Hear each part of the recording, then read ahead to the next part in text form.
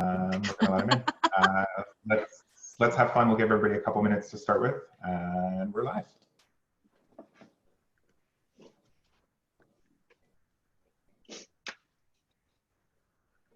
Hello, everybody. Happy Tuesday. Welcome to another virtual event. I know you're all so excited to spend another hour with us. We've got a great discussion today and some wonderful, beautiful people joining us. Please use the chat box to tell us where you're from. If you're an ILEA member, tell us what chapter you're from. Generally, say hello and tell us how you're feeling. We're just going to give it a quick minute to make sure everybody gets in and gets comfy. It's not too late to invite some friends and some colleagues. So yeah, we'll just give it a minute and we'll get started. Who do we have here? Lots of friends from Calgary, Vancouver, Chicago, LA, San Antonio.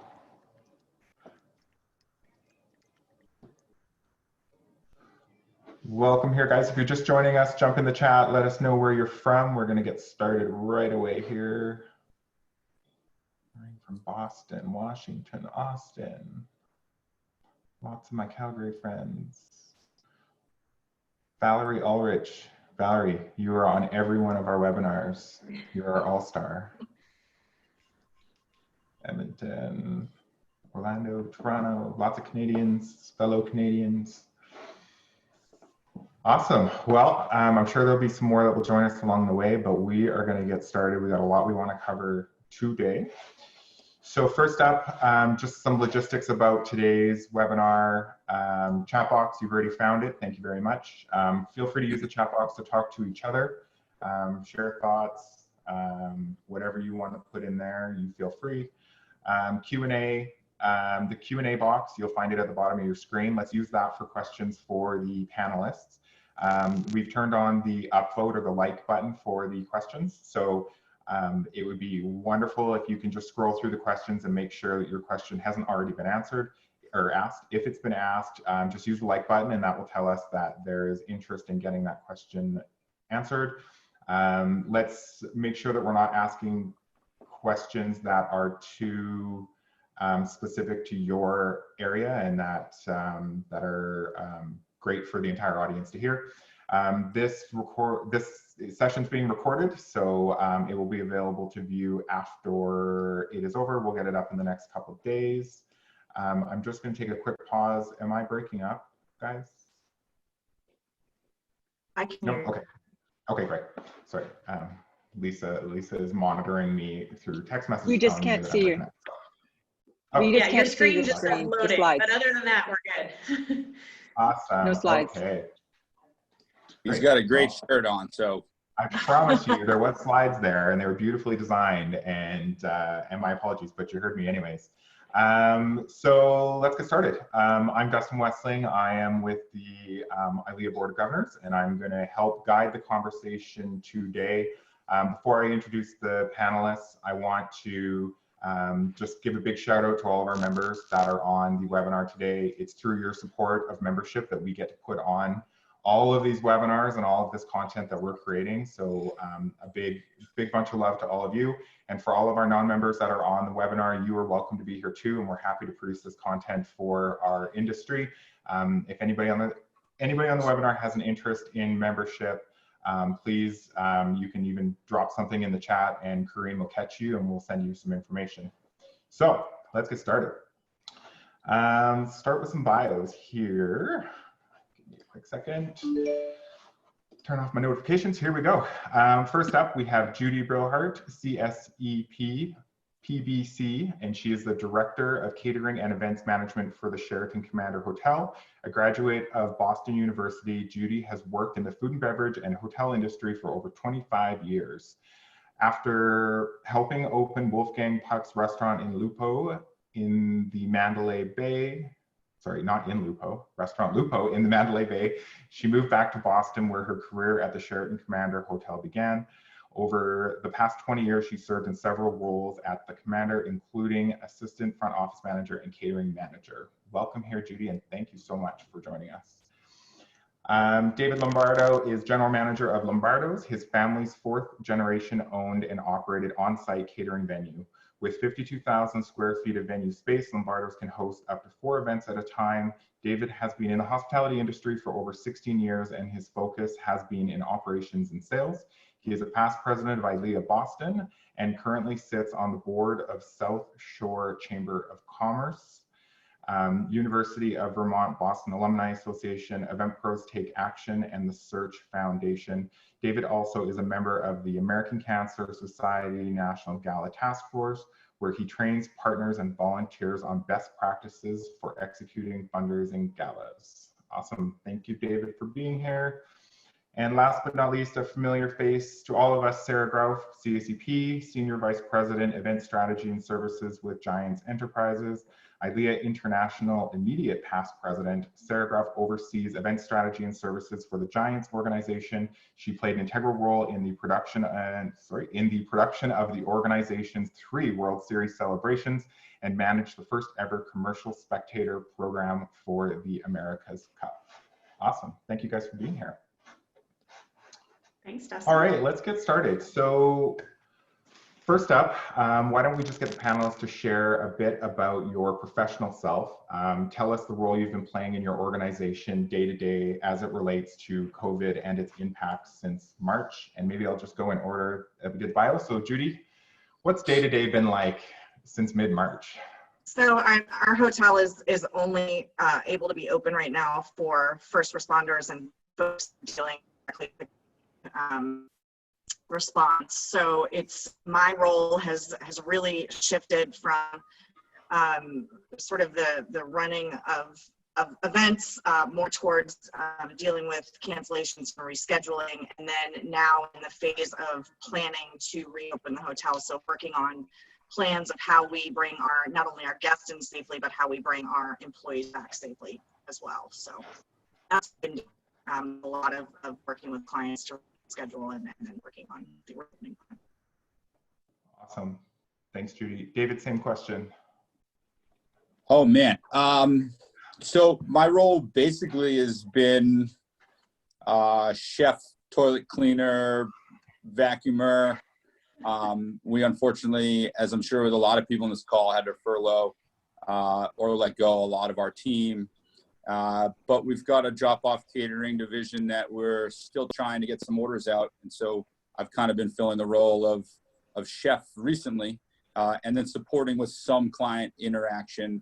My cousin Francesca has been mostly handling that aspect, but really taking care of the building, being here on site every day, handling a lot of the kitchen and inventory and cooking, and then the process right now of developing a plan for reopening. And then areas of pivot and innovation to try to generate some revenue while it looks like it's going to be a long haul of waiting for events to return. So just kind of doing my part to do everything we can. Awesome. Thanks, Dave. Sara, same question. Very similar to David, wearing multiple hats right now. Crazy to believe that when this all kind of got started, at least in our area in March, we were in the middle of spring training. So originally it was immediately unwinding our whole operation in Arizona, getting everybody back home safely. Then to Judy's point, it was a lot of client management with postponements and trying to figure out what was going on. Some days it's therapists, to be honest, because we're all having good days and bad days with this whole thing. Definitely a lot of time focused on what can we do in the immediate to prepare ourselves for coming out of this and looking at new revenue sources and opportunities as things start to lighten up a little bit. And really also just trying to get back to one of our core businesses, which is baseball, and figuring out if and when and as sports open, how can we make sure to do that safely? So every day is a little bit different right now. It's a wild ride. I feel you. Sara, maybe just really quickly, can you just explain what your venues are? It's David's a little bit obvious. Judy's in a hotel. Maybe just explain what Giants Enterprises is from a venue perspective. Sure. So San Francisco Giants Baseball Club obviously has Oracle Park in San Francisco. So outside of baseball, we use the facility hundreds of times a year for corporate events, private events, public events, things like opera simulcasts and other things where we have groups of 10,000 to 30,000 in the ballpark.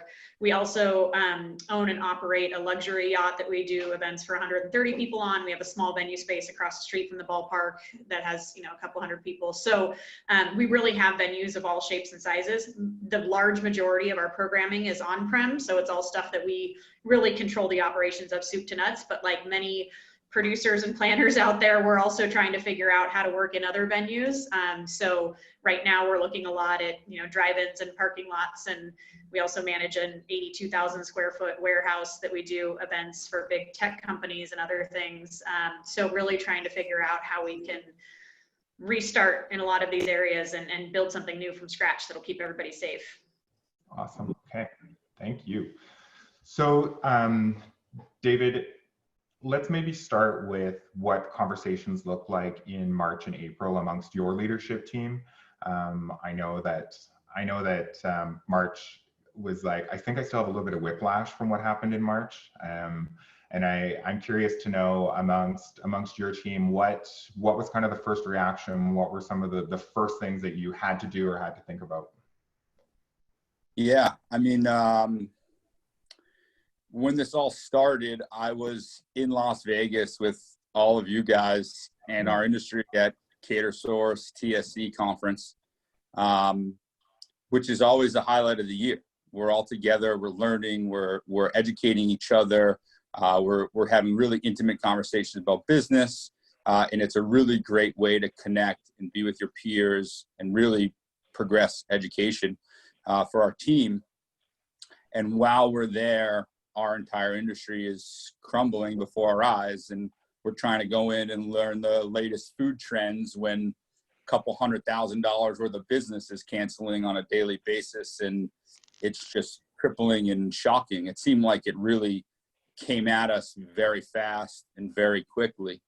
We were in Vegas that second week of March, and every day we'd hear something new happening in the news, and we would get on the phone and talk to our family, who is really our part of our leadership team, talking to our family members about what we should do or what's happening or who canceled this event and what conferences are canceling here. And it was just a really scary time. It wasn't until we got home, we landed from our airplane and came right here to the office and got together as a family and started talking about what can we do and what should we do. And ultimately it was, we got to be transparent with our team. We got to get everybody involved. And so we brought all of our senior leadership and managers into the building. At that time we were spaced out throughout our entire ballroom because that was what we were being told to do. And we just had a really honest conversation about business and loss of business and what the best option was to take care of our people. For us, it was pretty clear that getting people onto unemployment as fast as possible was something that we could do to support them. So our conversations quickly turned from what do we do? How do we save events? This is really out of our control. Let's make sure everybody is financially stable. So we took on the responsibility of paying for everyone's healthcare, got everybody onto unemployment and basically furloughed our entire team and went down to just family members. So whatever business was to be had, it was to be done by myself and my cousin and my sister and my father's generation. And so we've been operating that way ever since.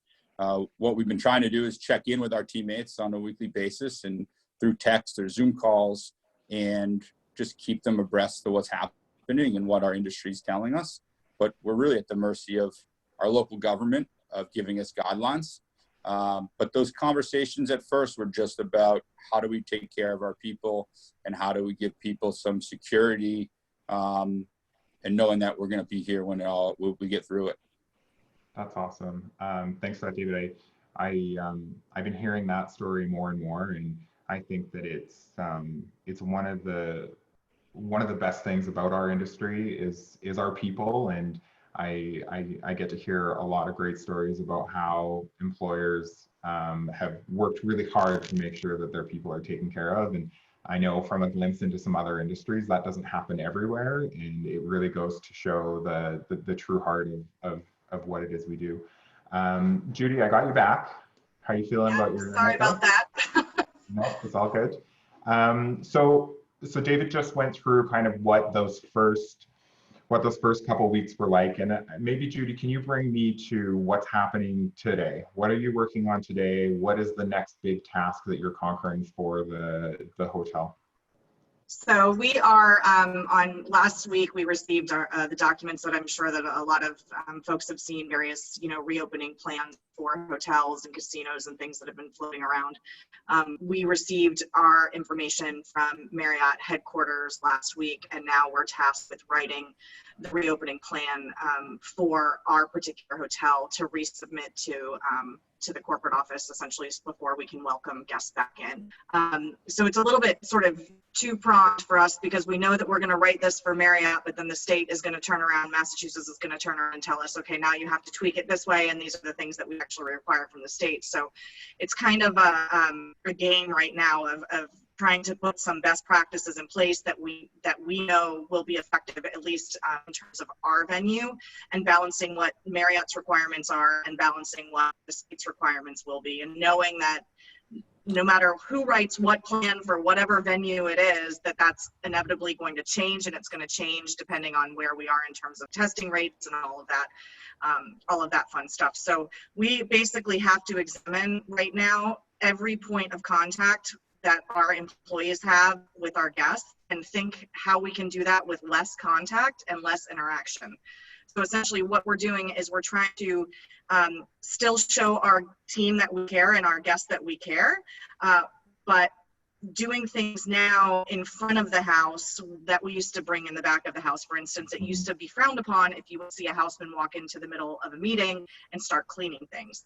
Well, now the curtain needs to come down, and people want to see that and need to see that. So we're examining everything, every touch from when you drop your car off. Will we even be able to have a valet parking? Do you want people in your car? Do you want people touching your keys? From the valet parking all the way through the checkout experience, how do we social distance in a small lobby?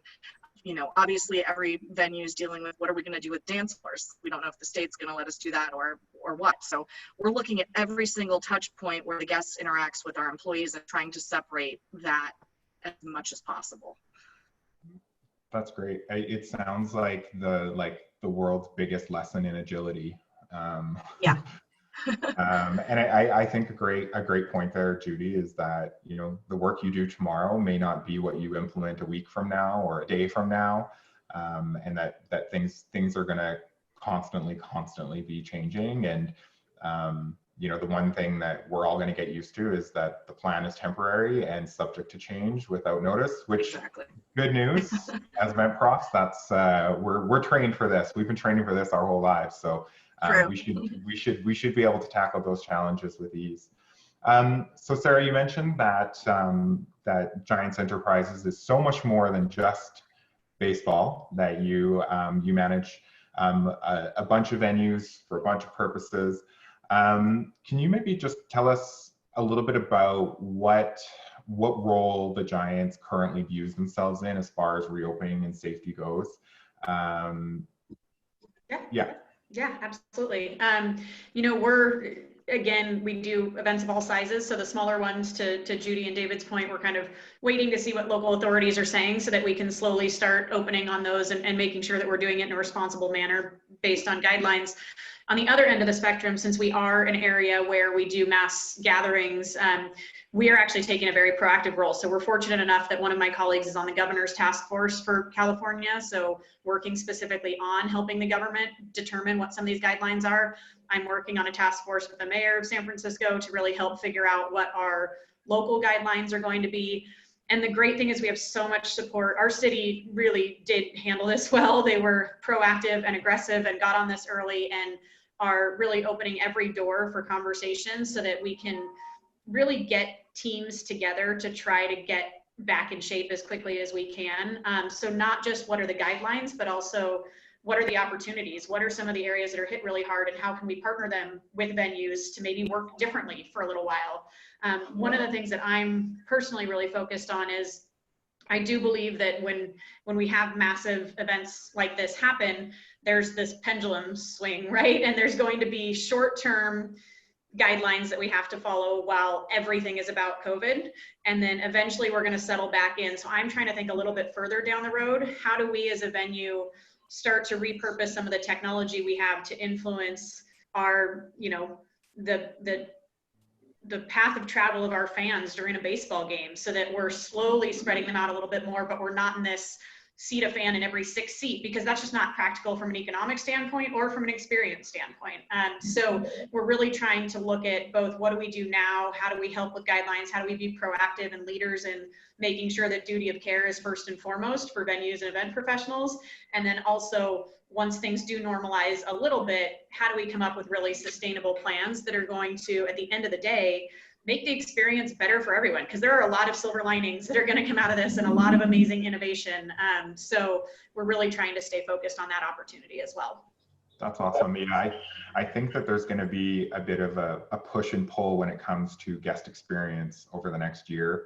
And, you know, as event pros, we are, the guest experience is so important to us, and figuring out how do we survive in this new world with a changing experience and still make it great for our guests is probably the biggest challenge, because it's going to be the one thing that we don't get told how to do. We're going to get told how to, you know, social distance and what precautions we should take, but there's no government, there's no agency that's going to come say, this is how you make sure you have the best guest experience. And that really is going to be up to us. So maybe I'll pose this question to Judy. How do you see the venue producer and the venue client relationship shifting as we go back to work? Yeah, I mean, I think that it's going to have to be a constant communication, because even more so now between venues and planners, because I need to know what they're doing in the space so that I can understand, so that I can make sure that they're following the guidelines that are posed. And it's going to, the planners are going to have a huge job, especially if they're planning multiple meetings internationally or in the United States, because every state is different. So they really need to rely on their venue partners to say, these are the guidelines, this is what has to happen in this particular state, in this particular building, because even cities have different, some different guidelines as well. So I'm going to need to know what the plan is. I'm going to need to tell them what we have in place. For instance, if we do decide, or when, I know that we're not going to for right now, but when we decide to do buffets, that we will be providing, you know, the sneeze guards and the plexiglass. So, but if you're bringing in some equipment as a planner, are you providing health and safety aspects of that? Is your AV company that's coming into our building going to sanitize? How are they sanitizing the microphones? So, you know, just things that we need to be in constant communication about. And I think more than ever, that conversation is going to have to happen on a more frequent basis. And it's going to have to be also a mutual sort of walkthrough, definitely, of the space before any attendees come in, to make sure that the health and the safety guidelines, you know, are followed. But I think that it actually makes my job a heck of a lot easier when planners come in and they actually are following the rules, and that way I don't have to do as much work. So I think that I will rely more heavily on planners now than I did previously. Awesome. The producer venue relationships are about to get snug as a bug. I think there's going to be more communication than there ever was before, which may not be a bad thing, and maybe was a place that we might have all been able to improve upon. So David, if there was a couple key points that you want the producers and planners that work in your facility to know and to hear, what would that be? What's your request to them right now?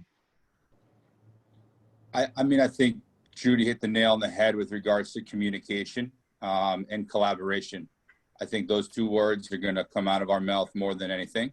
For us, we've done a great job at communicating with outside vendors and with planners by putting together things like a vendor form of all of our expectations when people show up to our events already.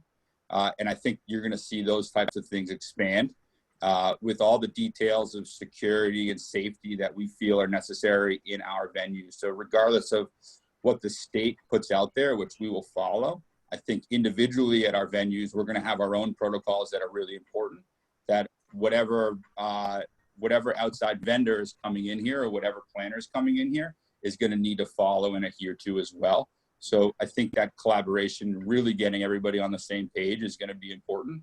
And it starts right from the initial booking process of if a couple has a wedding planner and they're not using someone that we provide, really getting them in and on board with our policies and procedures so they know exactly what expectations we have when they come into the space.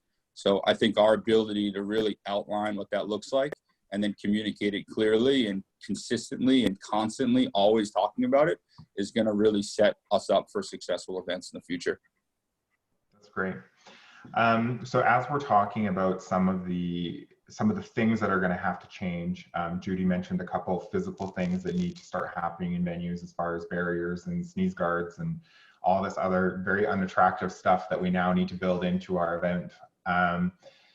There's been a lot of question on who is going to bear the cost of these heightened health and safety protocols.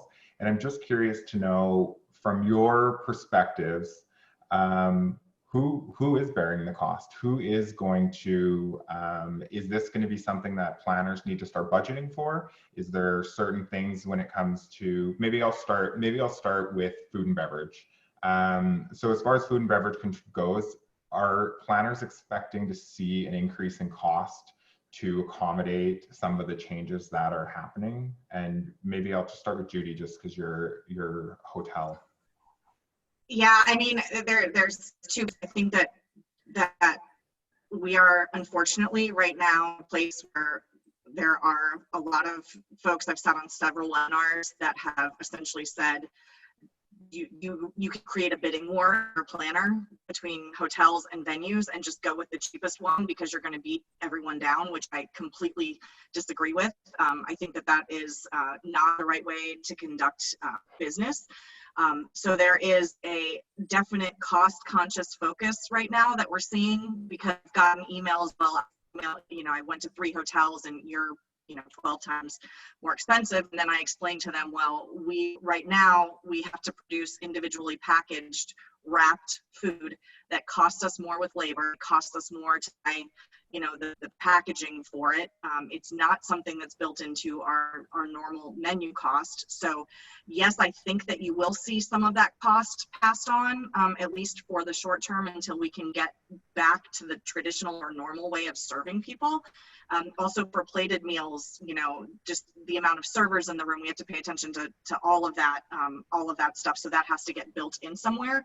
So yes, I think that you will see an increased cost, but I also think that there will be some forced room for negotiation, if that makes any sense, because everyone is hurting right now, and we're just seeing people go after the bottom dollar price, to be honest with you. That's what I've been seeing. So yeah, I think that I think price is going to be a whole nother webinar and a whole nother topic about pricing and retaining our value. And I've said this many times before, that event professionals have never been more valuable than they are right now. And our experience and our knowledge, like this is our Super Bowl.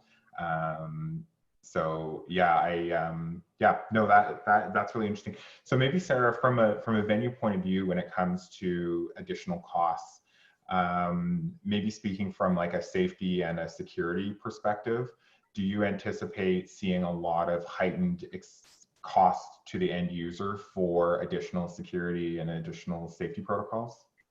I don't think we know yet. I don't think it's a dollar for dollar or a black and white situation anyways. I think there are certain things that we're going to change our practices and integrate into how we operate that may not have a direct dollar passed along to the client.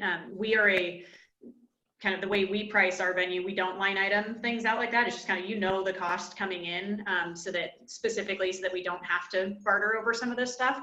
I think everybody's going to have additional cost here, whether that cost is financial, whether that cost as an attendee is your privacy. There are going to be so many different ways that we're going to have to tackle this, that, producers may have to do registration and screening and things very differently, and they need to think about if that's getting passed on to the client. But again, one of the good things is I think it's going to make people look at decision making differently and look at what they're actually putting in their event differently. And maybe it means that, when you do your wedding, those 3 people that you put in the back table out of obligation, maybe you're actually just moving the dollars and not having those 3 people and instead putting it at the people that you really want there. Or maybe, you know, as a venue, you're saying that this particular way of cleaning so that you can flip your venue in between events is so important that you're going to take that on as a venue to give yourself the opportunity to host 2 events in one day. So I think we're going to have to take all these things one step at a time as we learn more about what does electrostatic cleaning look like, how quickly can we do it, what can we do in advance if we know we're going to be flipping rooms. And I would just encourage, similar to Judy and David, I think the underlying thing here is trust and transparency. You know, clients and event attendees are going to have to get through the psychological barrier and trust us in a different way as venues and as event producers.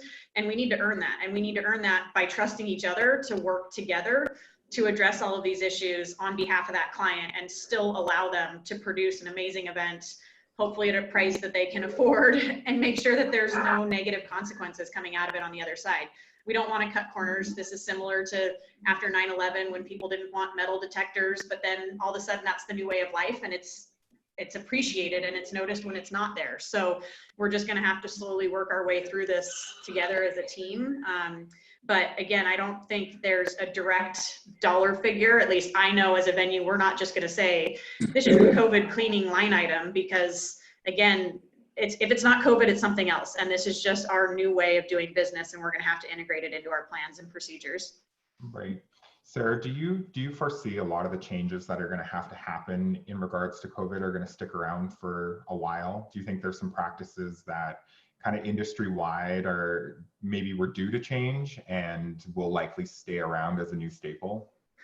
I mean, I think so, because I think we're going through a cultural change just as much as we're going through a public health change, right? You know, culturally in the United States, you didn't wear masks, you didn't ask people certain questions, you operated in a different way. And some of that I think is going to be here to change. Does that mean 100% of the population is going to embrace all of that? Not necessarily. But again, similar to, you know, coming out of other major events that have kind of rocked our world in hospitality, we're going to see a new normal. We are going to see some policies and procedures that, I'll be perfectly honest, are just optics right off the bat to make people feel better and to get over the psychological hump. And that's okay, because we need, again, to get people comfortable. And some of those may or may not stick around, but the true things that actually protect people, those are the ones that are going to stay. And those are the ones that we have a responsibility to make sure are just part of our operating plan moving forward. Just like you need, at least in the States, OSHA or somebody to make sure that your stagehands, you know, are wearing proper equipment when they're rigging. We just need to figure out what that equivalent is for our guests and stuff on the public health side. So again, I think there's some really positive things that are going to come out of this, but it's not going to be easy, and we're all going to trip up a little bit along the way and find things that we like and don't like, and we're going to have to be able to iterate together. That's great. Dustin, So yeah, no, go ahead, Dave. I would just say from a food service standpoint, if you talk to your chefs, you talk to your people in your kitchens, you know, safety and sanitation is at the highest level already. It's something that we focus on every single day. It's something that we have to get tested on. Everyone has to be Serve Safe certified. And so there's going to be some new things you're going to incorporate into that. But I think as an industry, from a food and beverage standpoint, we're positioned better than any to adapt to this fairly quickly, because this is what we've been doing all the time. It's not like an office building where now they have to figure out how to clean properly. It's Right. Things that we know how to do. Yes, there's some new cleaning processes we're going to have to add in there. But I think that, you know, like Sara said, there's going to be things that are going to stick around or just be optics, and then things are going to last forever. I think the basis of the things that last forever are things we're already doing all the time. We just might have to make it a little bit more publicly known to people that this is how we do things. Right. Do you agree that most of the changes that are coming from food and beverage are going to be front of house? Like kind of to your point, where it's like back of house is already operating under, you know, clear restrictions and safety protocols, and the changes that are going to be most visible are going to be the front of house changes and the way food is delivered as opposed to how it's prepared. Yeah, I mean, I think the front of the house is definitely going to be the bulk of where our training is going to need to live.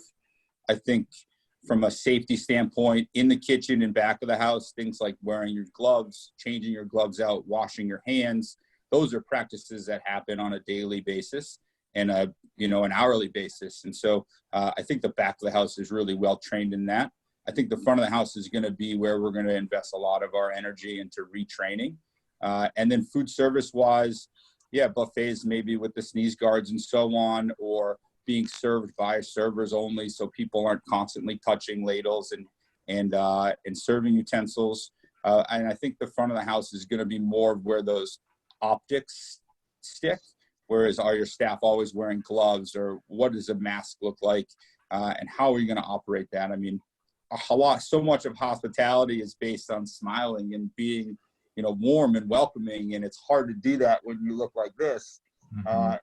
And so our ability to figure that out and train our associates how to be, a little bit more welcoming with their eyes as opposed to with their mouth, and with the tone of their voice behind a mask. And those are the kind of things we're going to have to really work through. That's great. Great point. We say everything communicates, so it can just about that from carrying the back of the house to the front of the house. So how clean are your uniforms? How are your gloves clean? Are they seeing you touch your face? Everything that you do now is going to communicate more than ever how clean that back of the house is. And so it's just really sort of bringing the back of the house front. I think the other thing though is it's also about supply chain management and other things too, because there's process and then there's also product. And some areas, especially depending on where they are geographically, are going to be more or less willing to make a trade-off here. And I know in my community specifically, we're not willing to take a step backwards on some other things. So we're going to have to create alliances and really, push those partners that have maybe sustainable products that have been financially priced out of our clients' hands and really start to demand some of this stuff. And this is, again, one of those opportunities that we have as an industry to say, we're not going to substitute, we're going to make everything better. And so I think, again, part of it is process and contactless points and, figuring that out. But the other part of it is just going to be, let's think about what we want and what we're willing to give up and what we're not, and make sure that we're having those conversations as an industry and as peers and partners to influence some positive change too. Yeah, that's a great point. Kind of on that same line of supply chain, what are some things that event professionals need to start thinking about, and maybe some areas of growth that they need as far as health and safety practices go? So maybe more specifically, the last thing that we need is a bunch of event professionals showing up at venues without some basic knowledge. And what are some areas that they can get themselves tuned up on while we're waiting to reopen? Any one of you can grab that. The list is endless. I think, privacy is going to be a big one. We've already talked about, what is our responsibility when they're on site, but what is our responsibility before they get there and after they're there, and how are we handling their information, I think is going to be critical, especially when you're dealing with health information for people and not just maybe what their name and email address is. I think that environmental issues and health and safety issues, again, food and beverage specifically, staffing specifically, how do you train staff appropriately? Those are all things that you can't be a one-stop shop anymore. You have to have a full breadth of understanding, so that, to Judy's point, whether you're a venue or an AV company, everybody's going to have to work together. So we're going to have to make sure that we can set ourselves apart. I think this is, again, a good opportunity to kind of differentiate between those true professionals who are willing to put in the work to educate themselves from the ones that hang up the shingle and say, I can do this. And then, unfortunately or fortunately, some of those people are going to come out and have an unsafe event, and it's going to ruin some things for those of us who are doing it right. And I think that's going to be an interesting thing to watch too, is how we start to differentiate ourselves as an industry. Mm-hmm. Go ahead, Dave. Oh, sorry. I would say also that on that exact point, how are we going to come together as an industry and kind of put together those protocols and maybe the certifications to ensure that people are operating appropriately? It's kind of still a wild, wild west when it comes to event professionals, and anybody who has a set of speakers can be a DJ, and anybody who you know, had their own wedding can now be a wedding planner. And I think some of those barriers to entry would be great to see expanded, to say, okay, if you want to be in this industry, this is the guidelines that need to operate. And these are the certifications you need to have, and maybe creating a little bit more of a, you know, a consistency across the entire industry on what's expected and what's not would be a great thing to come out of this entire thing. Yeah, no, I agree.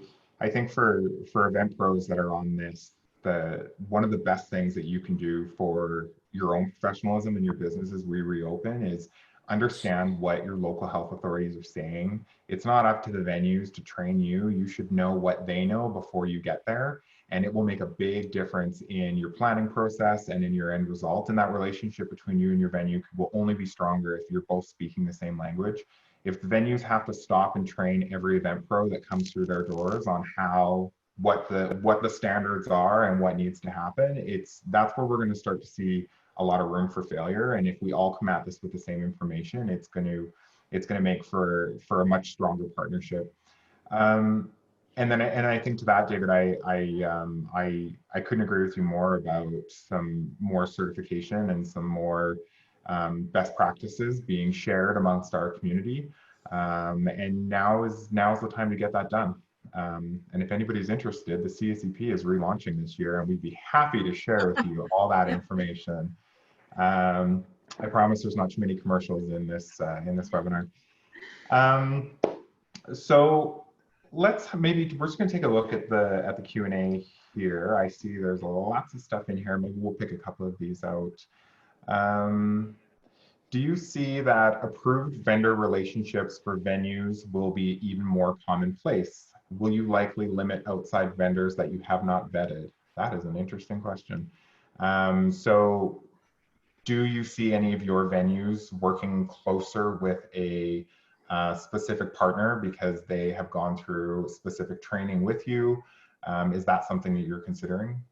Yeah, we're actually, as part of the plan that I'm working on, I've already reached out. We don't have an in-house AV company, we outsource. And I've already reached out to our partner to develop their plan so that I can submit it. So yes, I definitely foresee us working more clearly, more closely with our preferred partners. And I definitely know also if someone comes in and wants to work in the hotel, I'm going to ask them to see their plan in writing before I let them into the building, because I'm not going to be comfortable just allowing anybody to come in with the state of the way things are right now. So. Yeah, I think for us, we'll certainly have a list of people that we've been through this with and have vetted, and we know it's kind of a little bit more turnkey. I think, again, getting to transparency, we don't want to cut off the opportunity for other vendors to operate in our venue. We want to give them that chance because they could be top notch and we just haven't worked with them before. But I think where it might be, again, an education opportunity and a transparency opportunity is we may say, to ensure that they're operating at the standards that we have, it's going to cost X because we need to train them and make sure they can operate in our venue. So that may be one of those places where we're talking about this gray area between, you know, what the client's used to seeing and saying, we're willing to work with this person, but we're so serious about making sure that you're safe that it's going to require an investment of time and energy and effort on somebody's part. And here's what that's going to look like. So again, I think we certainly don't want to become an exclusive venue where we're, you know, not giving people a chance, but we're going to make them jump through some hoops with us to make sure that we're all operating at the same standard.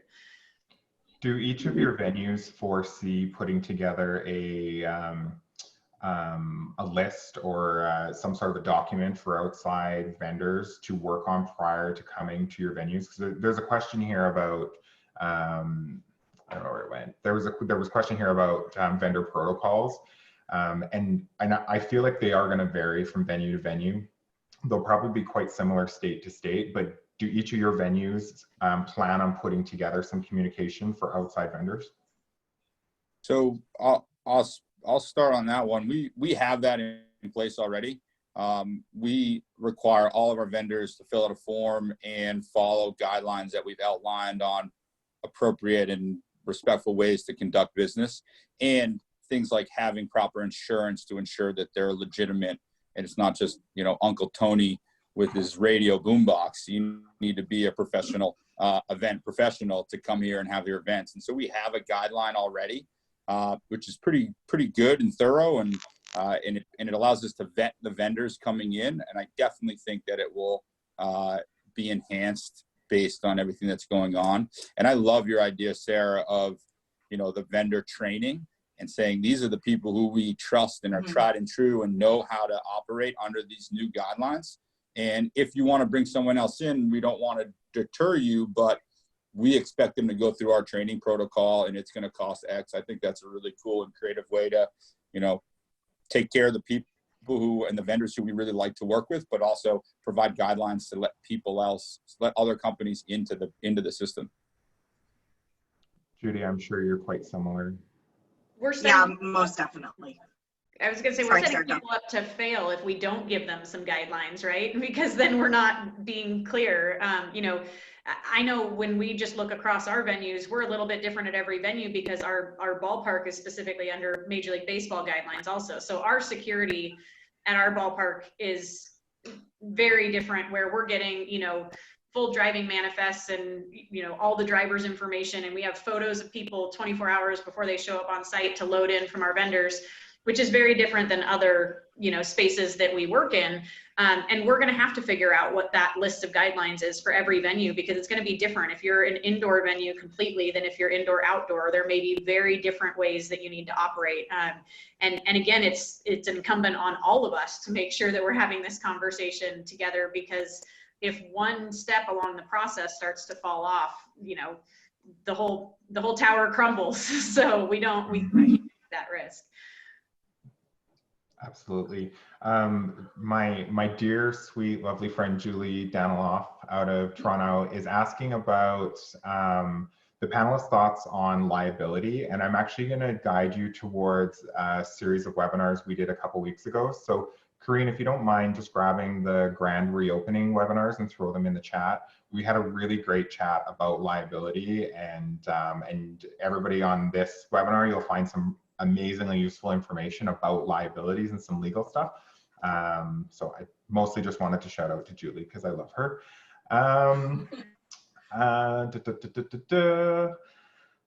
So maybe I'll ask this for Judy. How do you anticipate handling social distancing practices like dance floor and table placements? How, like, where's that information coming from so far?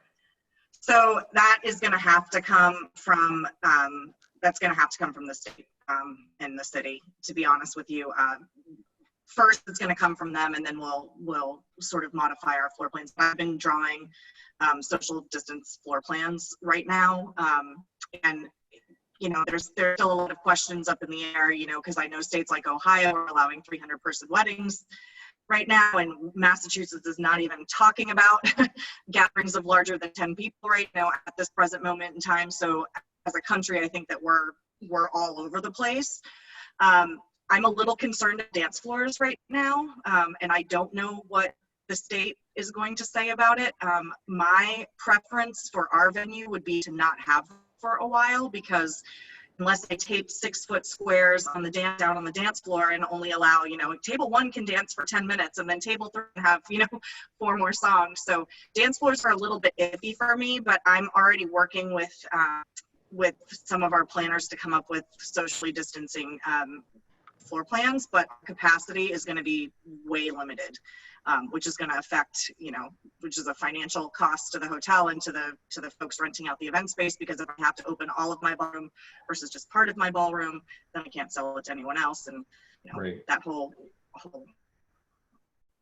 Well, we hope that we're in a position where we have somebody to sell it to. So yes. So curious to know from each of you, have you successfully found any other ventures that have worked so far as getting your venues back to work? One of the questions here is virtual events, social distancing concerts in your parking lots. Have you had anything that's successful, or do you have anything on the horizon as a bit of a, dare I say, pivot for your venues? I'll start. right after this all happened and we furloughed everyone and kind of our building shut down, we obviously had a lot of food in our freezers and our refrigerators that needed to go someplace. So, so we partnered with the community and started feeding healthcare workers, and we've been doing that every week since it's happened. And we've fed over 5,000 people, and a couple of the initiatives pay us, $10 a meal to feed people. So it keeps the lights on. It's not profitable in any kind of way.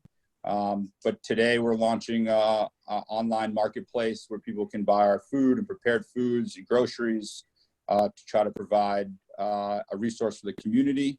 And then we're also looking at transforming our parking lot into a drive-in movie theater. For us here in Massachusetts, or as they've been tagging us, Massachusetts, because we'll be the last one to get up and running, I think. We're looking at probably 9 to 12 weeks until large venues like ourselves are going to be able to operate in our stage 4. And so in the next 9 to 12 weeks, if we can host drive-in movie theaters in our parking lot, we've got a big space. That's something we're actively pursuing to try to create. And then utilizing our kitchen, obviously, for concessions and so on. So, the word pivot is used so frequently all the time, but we're just trying to innovate and create a new source of revenue stream to keep our doors open, get our staff back, and hopefully hold us over until we can start having events again. Awesome. Any Sarah, Judy, you guys have any side hustles that are working for you out of your venues? So go ahead, Sarah. We're doing some things. I mean, I think it varies. We have a private membership club, and we know those people have really missed being at the ballpark. So we kind of did an at-home kit that they could purchase and have their wine shipped there and some of their logo gear and that sort of thing. So that worked well. I think, similar to David, part of it is just that we need a little bit more time because we still don't have the ability to host those events. So we've got a plethora of ideas that are kind of percolating.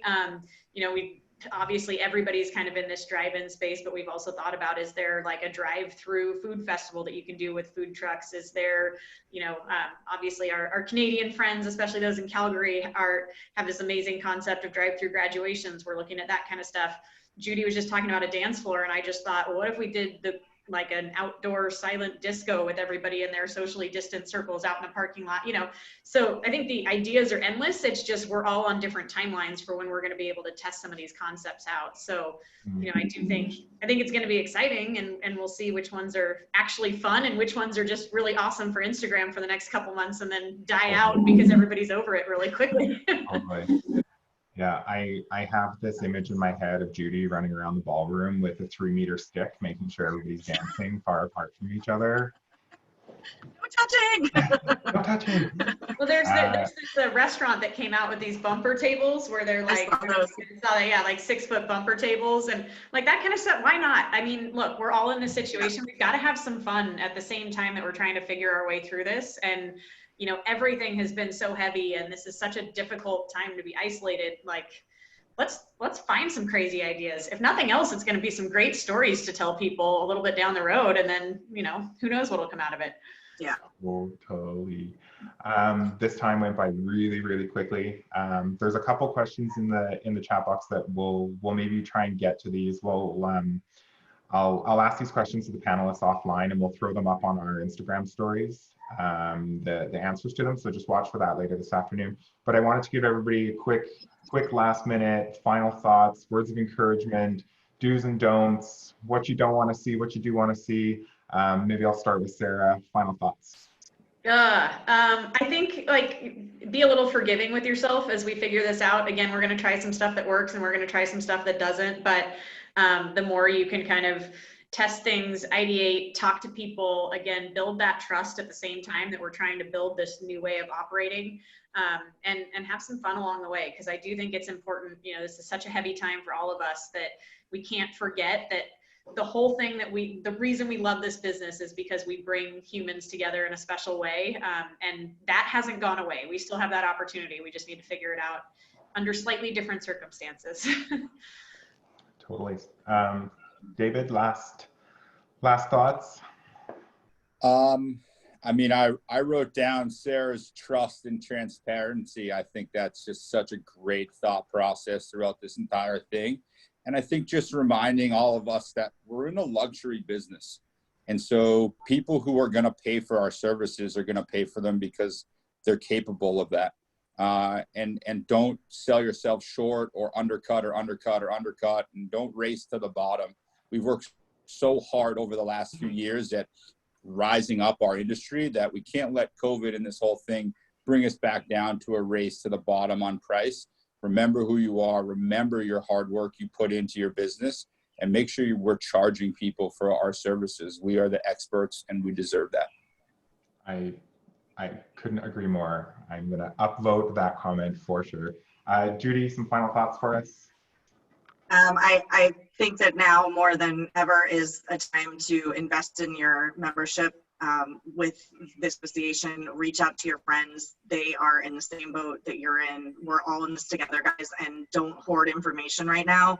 The more you can share with other people, the more documents, the more papers, the more virtual hugs you can share.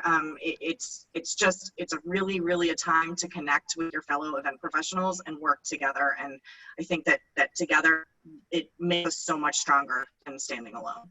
Awesome. I love that. And I never turn down a plug for ILEA membership, so appreciate that as well.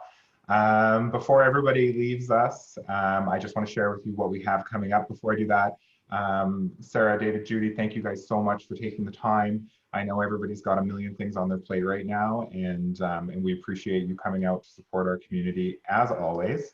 And then really quickly, before I leave everybody, we've got a few things going on coming up.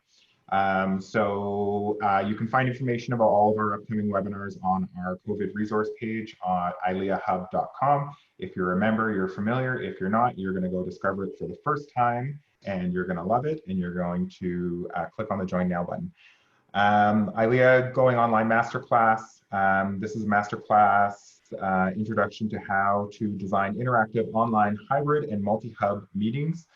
This one's on Wednesday, May 27th at 1 p.m. And then next up, just literally hot off the presses, we've got the future of social events and weddings. The panelists will be the wonderful Sasha Souza with Sasha Souza Events, my dear friend Lynn Fletcher, CSEP with LFW, and ILEA Board of Governors Morgan Jones, CSEP with Morgan Events. We're going to talk all things weddings and social. Probably the one part of our markets that will see recovery first. So registration will open tomorrow, and I'm hoping to see lots of you there.